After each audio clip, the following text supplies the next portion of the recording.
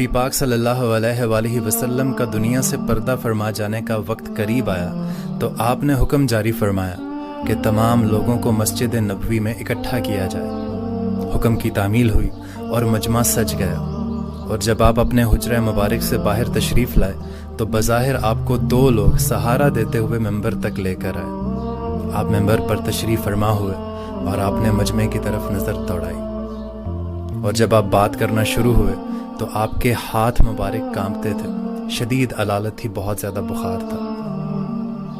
آپ نے مجمع سے مخاطب ہو کر کہا کہ میں نے یہاں پر کوئی نیا حکم جاری کرنے کے لیے آپ لوگوں کو نہیں بلایا۔ اللہ تعالیٰ نے اس بندے کو اجازت فرمائی ہے، چاہے تو دنیا میں رہ لے اور چاہے تو میرے پاس آ جائے، اور میں نے یہاں سے جانے کا ارادہ فرمایا ہے۔ پھر آپ نے فرمایا کہ اے صحابہ، میں تمہارے ساتھ رہا ہوں، تمہارے ساتھ وقت گزارا ہے، اگر میری زبان سے، میرے قول سے، میرے فعل سے اگر کسی کو کسی بھی قسم کی کوئی تکلیف پہنچی ہے تو وہ مجھ سے بدلہ لے سکتا ہے۔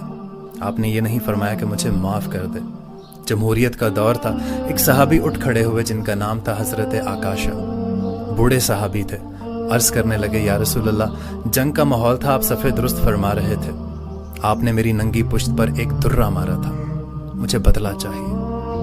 مسجد نبوی پر یہ منظر دیکھ کر ایک عجیب قسم کی کیفیت طاری ہو گئی، تو نبی پاک نے حضرت بلال حبشی سے کہا کہ جاؤ، حضرت فاطمہ کے گھر میں درہ پڑا ہے، لے کر آؤ۔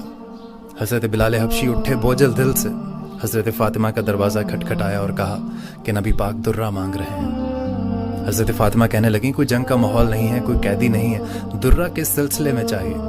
تو حضرت بلال حبشی نے پورا ماجرا سنایا اور رو پڑے۔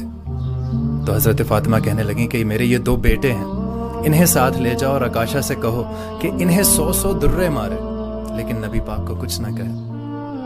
حضرت بلال حبشی دونوں نواسوں کو لے کر نبی پاک کی بارگاہ میں حاضر ہوئے، اور آپ صلی اللہ علیہ وسلم حضرت بلال حبشی کو دیکھ کر فرمانے لگے کہ مجھے پتہ ہے کہ فاطمہ نے تم سے کیا کہہ کر بھیجا ہے، تم وہیں پر بیٹھ جاؤ۔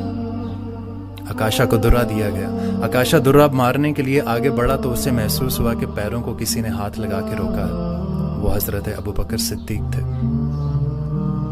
نبی پاک صلی اللہ علیہ وسلم نے ارشاد فرمایا کہ ابو بکر اسے آنے دو، روکو مت۔ تھوڑی دیر آگے بڑھے تو پھر ہاتھوں پر محسوس ہوا جیسے کسی نے روکا ہے، تو وہ حضرت علی تھے۔